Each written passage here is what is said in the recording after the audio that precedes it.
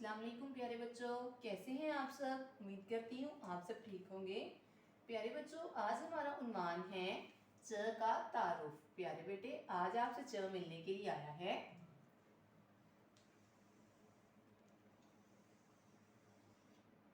देखिए, आपको च नजर आ रहा होगा।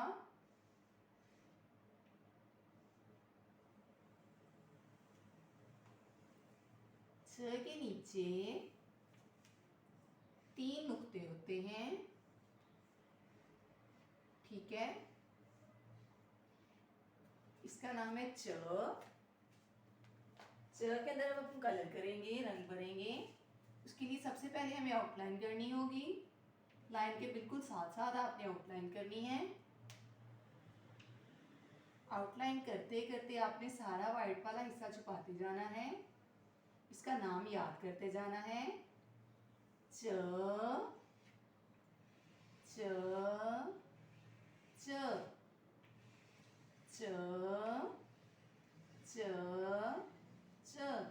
और इसके अंदर आपने बहुत प्यारा कलर करना है। देखिए पीछे का कहीं से वाइट वाइट नजर तो नहीं आ रहा, ब्लैक ब्लैक आपका भी नहीं आना चाहिए। और आपने इसके अंदर डॉट्स में भी कलर करने हैं।